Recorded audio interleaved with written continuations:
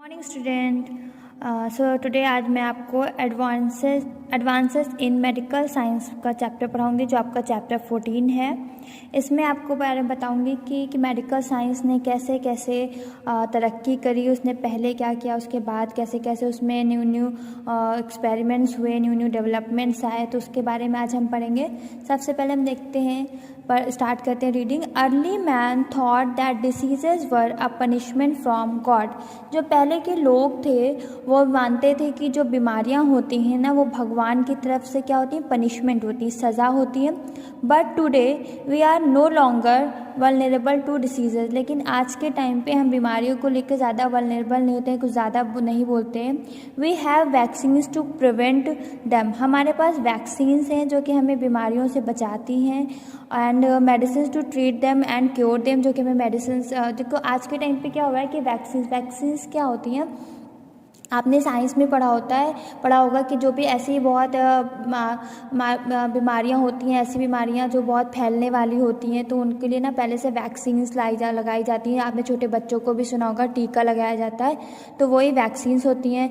और बहुत सारी जो बीमारियां हैं, पहले उन बीमारियों का मेडिसिन अवेलेबल नहीं होता था, आज के टाइम पे मेडिसिन भी है और उसको बचाव के तरीके भी हैं। From early time man has made observation and done experiment to understand the functioning of the human body and unfold its secrets। पहले के टाइम पे क्या हुआ कि जो अर्ली मैन्स थे उन्होंने ऑब्ज़र्व किया, इंसान की जो ह्यूमन बॉडी थी उसको ऑब्ज़र्व किया, उसको जाना कि वो कैसे वर्क करती है, और उसमें तरह तरह के एक्सपेरिमेंट्स किए।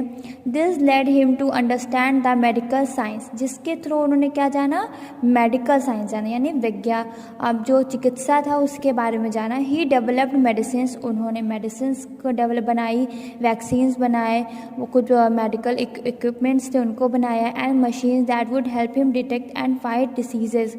ऐसी मशीन्स बनाई जिससे कि हम बीमारियों का पता लगा सकें और उससे लड़ सकें। In this chapter, we will read about the important developments and invention in the field of medicine। इस चैप्टर में हम पढ़ेंगे कि कौन कौन सा डेवलपमेंट, महत्वपूर्ण डेवलपमेंट्स हुए और कौन कौन से इन्वेंशंस हुए मेडिसिन को लेकर।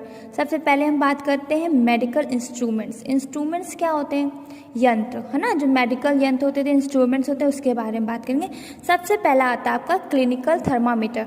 आप सब ऐसा होता है कि कभी ना कभी हमें फीवर आता है, बुखार होता है, तो हम लोग डॉक्टर के पास जाते हैं, तो डॉक्टर हमें एक ऐसा थर्मामीटर होता है जो हमारे मुंह ज़बान के नीचे रखते हैं, ताकि हमें वो हमारे बॉडी का टेम्परेचर देख सके कि हमें कितना फीवर है या हमारे बॉडी का टेम्परेचर कितना बढ़ा हुआ है। How do you measure the temperature of your body when you have fever. आप अपनी बॉडी का टेम्परेचर कैसे पता करेंगे अगर आपको बुखार है। यू यूज़ अ थर्मामीटर, आप एक थर्मामीटर का यूज़ करेंगे। A thermometer has a scale mark in units called Fahrenheit from 95 degree Fahrenheit to 110 degree Fahrenheit. हम एक थर्मामीटर का यूज़ करते हैं। थर्मामीटर में क्या होता है, एक स्केल मार्क होता है। आपने अगर थर्मामीटर कभी देखा हो तो आपको पता चल जाएगा।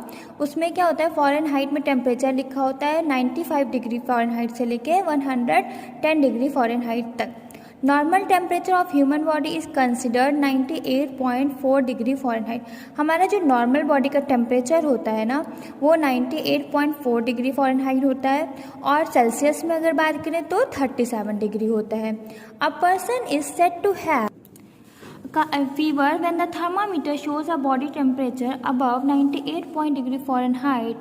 कहते हैं कि अगर किसी को फीवर है, किसी इंसान को फीवर है, तो वो कितना टेम्परेचर होता है, 98.4 डिग्री फ़ारेनहाइट से ज़्यादा अगर टेम्परेचर होता है, थर्मामीटर शो करता है, तो इसका मतलब कि उस बंदे को बुखार है, उस पेशेंट, जो पीपल है, उस पर्सन को फीवर है।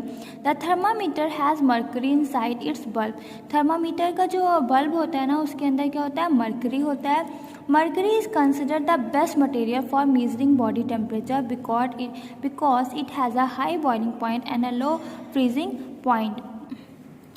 जो थर्मामीटर होता है ना उसके अंदर मरकरी होती है। मरकरी क्यों होता है? मरकरी क्या होता है? बेस्ट मटेरियल होता है बॉडी टेम्परेचर के लिए, क्योंकि उसका जो बॉइलिंग पॉइंट होता है वो बहुत हाई होता है और फ्रीजिंग पॉइंट क्या होता है? बहुत लो होता है। The mercury rises as it expands with body heat. जैसे कि आप बॉडी का टेम्परेचर बढ़ता है तो क्या होता है कि जो मरकरी होती है वो अपनी जगह से बढ़ने लगती है, एक्सपैंड होने लगती है। Thermometer is an essential part of a first aid. Thermometer क्या है कि फर्स्ट एड बॉक्स का एक बहुत ही एसेंशियल पार्ट है, बहुत ज़रूरी हिस्सा है किसी हमारे घर हो या स्कूल के लिए।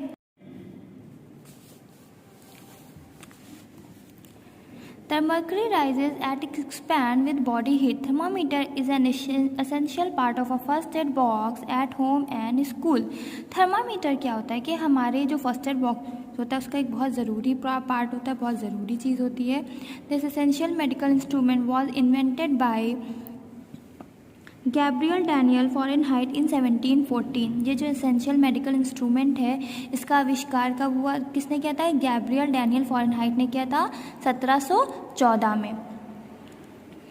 We put the thermometer inside our mouth. हम थर्मामीटर को अपने माउथ के अंदर रखते हैं and keep it under the tongue, और इसको टंग के नीचे करते हैं for some time to record the body temperature, कुछ देर के लिए, ताकि हमारे बॉडी का टेम्परेचर उसमें रिकॉर्ड हो सके। The thermometer is placed in the armpit of babies और young children to record the temperature. But क्या होता है, थर्मामीटर कभी कभी जो हमारे आर्मपिट होता है वहाँ पर भी रखा जाता है या बेबीज़ में, ताकि उनका टेम्परेचर पता कर सकें। Today both analogue and digital thermometers are available that have both Fahrenheit and Celsius scale. आज के टाइम पे क्या है कि एनालॉग एंड डिजिटल दोनों ही तरीके के थर्मामीटर जो ना आपके मार्केट में अवेलेबल है, जो कि आपके टेम्परेचर को बताते हैं फ़ारेनहाइट में भी और सेल्सियस स्केल में भी। अब बात करते हैं हम स्टेथोस्कोप। आपने देखा होगा कि जब कभी आप डॉक्टर के पास जाते हैं तो ऐसे करके एक इंस्ट्रूमेंट होता है जो डॉक्टर अपने कान पे यहाँ पे लगाते हैं, जैसे हम लोग के ईयरफोन यूज़ करते हैं और इसको जो है ना उसमें आपके दिल की धड़कनें सुनने के लिए इस्तेमाल करते हैं, तो इसको हम स्टेथोस्कोप बोलते हैं। When you go to the doctor, जब आप डॉक्टर के पास जाते हैं, ही और she often uses an instrument to listen to your heart and lungs. तो डॉक्टर जो होते हैं ना वो एक इंस्ट्रूमेंट का यूज़ करते हैं आपके हार्ट और आपके लंग्स में को सुनने के लिए। The instrument is stethoscope. Instrument क्या कहलाता है आपका?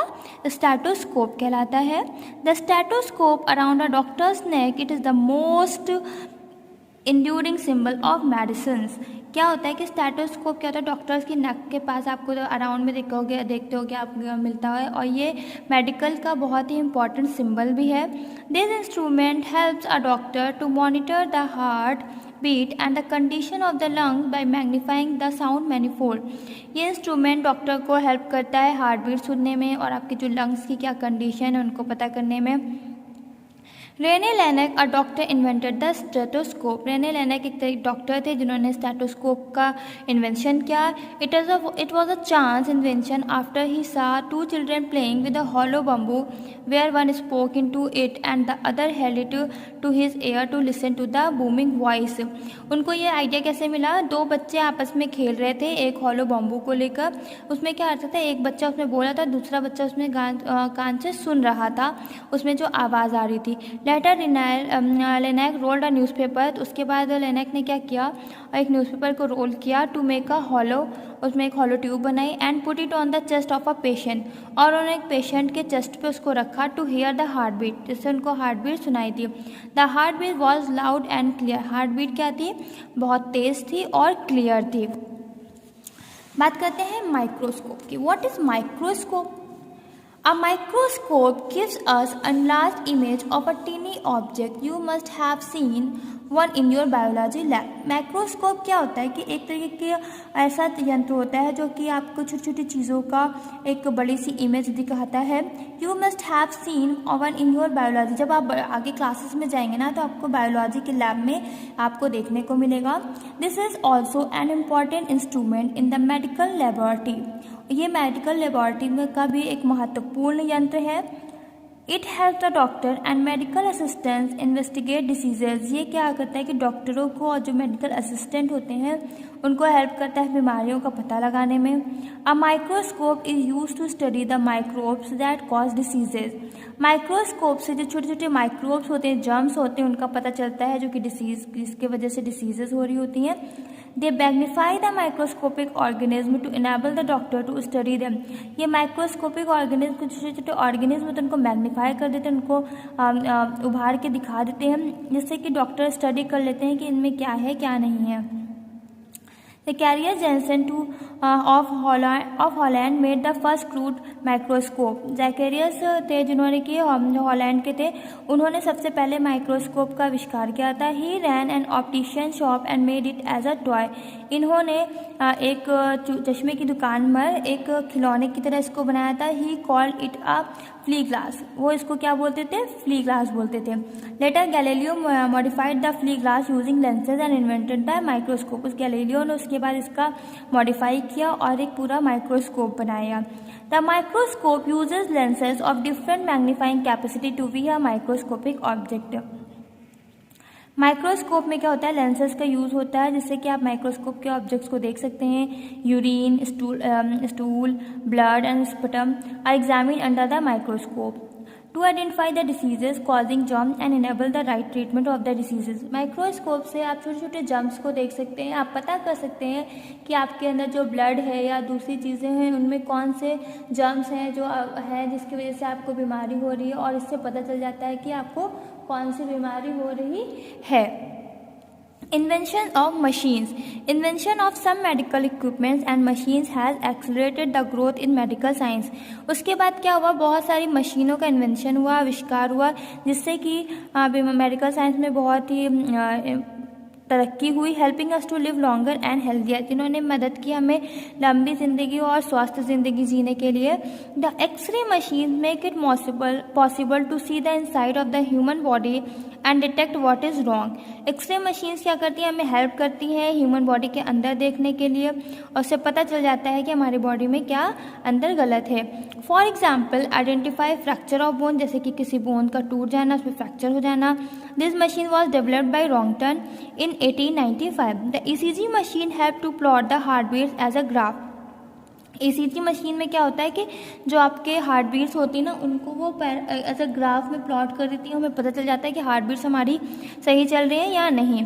Doctors can check the abnormalities in the heart by reading the graph. Doctors जो होते हैं वो इसमें हो रही एबनॉर्मलिटीज़, जो हमारे हार्ट में एबनॉर्मलिटीज़ होती हैं, उनको पता कर लेते हैं ग्राफ के द्वारा। Kidney stones and other such medical problem that are not visible on the body can be detected with the help of an ultrasound machine. जैसे हमारी किडनी में स्टोन है या कोई दूसरी प्रॉब्लम है, उसके बारे में हम कैसे पता करते हैं? अल्ट्रासाउंड के through. CAT scan and MRI machines are use to scan internal part of the body. जैसे आपकी कैट स्कैन हो गया, CT स्कैन जिसको आप जानते हैं, और MRI मशीन्स हो गई। इससे क्या होता है कि हमारी जो बॉडी में अंदर की हिस्सों में कोई दिक्कत होती है उसके बारे में पता चलता है। सॉफ्ट टिश्यूज़ हैं, ब्लड वेसल्स, उनके बारे में with greater clarity than you the conventional x-rays. इसके अलावा आप इसके लिए अच्छी क्लैरिटी के लिए एक्सरेज भी किए जाते हैं। Do you know which machine is use for dialysis? आप जानते हैं कि डायलिसिस के लिए कौन सी मशीन का यूज़ होता है? आप इसके बारे में पता करिएगा और मुझे बताइएगा। Development in the field of surgery. अब हम सर्जरी क्या होता है? आपने ऑपरेशन सुना होगा ना, वो सर्जरी होता है। सर्जरी के बारे में पढ़ेंगे कि उसमें कैसे डेवलपमेंट हुआ है। Surgery refers to the cutting open of the body to treat an injury or a disease। Surgery क्या होता है कि हमारी बॉडी के किसी भी पार्ट को कट करके उसके में जो उसमें जो चीज़ ठीक किया जाता है उसको क्या बोलते हैं? सर्जरी बोलते हैं। Surgery is not a new phenomenon in India. Surgery India में कोई नया तरीका नहीं है। सुश्रुता अ surgeon perform surgeries in India more than 2500 years ago. 2500 साल पहले सुश्रुता नाम के एक व्यक्ति थे जो कि सर्जन का काम करते थे। वो उन्होंने न जाने कितने सारी सर्जरीज करी हैं इंडिया में। He is believed to have performed eye operation.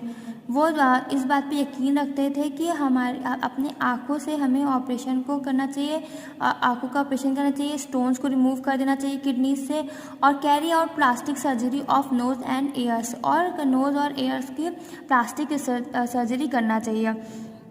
The doctor who perform surgery are called surgeon. ऐसे डॉक्टर्स जो सर्जरी करते हैं उनको हम क्या बोलते हैं? सर्जन्स बोलते हैं। They use medical equipments like scissors. वो लोग क्या किस चीज़ का इस्तेमाल करते हैं? सीजर का इस्तेमाल करते हैं, स्कैल्पल का, सॉ का, नीडल का, फॉरसेप्स का ऑपरेशन के लिए। Today surgery of the eye to treat cataract is common. आज के टाइम पे जो आँख की सर्जरी होती है वो कॉमन होती है। Skin grafting through plastic surgery is done to treat a patient who has suffer burns. और स्किन ग्राफ्टिंग है जो प्लास्टिक सर्जरी जिसको बोलते हैं, वो जो जले हुए व्यक्ति होते हैं उनके लिए यूज़ की जाती है। Surgeries enable surgeon to replace vital body organs like the kidney, liver and the heart. आज के टाइम पे लीवर्स को चेंज करना, किडनीज को चेंज करना, ये भी सर्जरी के थ्रू किया जा सकता है। Major surgical operation are conducted on the brain and heart. और जो बहुत बड़े ऑपरेशन होते हैं वो कहाँ होते हैं? आपके ब्रेन में होते हैं और हार्ट में होते हैं। A recent development in the field of surgery is laser surgery। इस टाइप में जो सबसे बड़ा डेवलपमेंट है सर्जरी का वो कौन सा है? आपका लेज़र सर्जरी है। This form of surgery uses lasers rays for treatment and does not require the use of knife और स्कैल्पल। इस आज के टाइम पे सर्जरी का यूज़ किया जाता है लेज़र रेज के द्वारा। और ये लेज़र रेज के द्वारा जब सर्जरी की जाती है तो उसमें आपका जो स्कैल्पल है या नाइफ है उसका इस्तेमाल नहीं होता है। नेक्स्ट वीडियो में हम मेडिसिन दैट डू वंडर्स से स्टार्ट करेंगे। आई होप को इतना कि आपको समझ में आया हो। Thank you.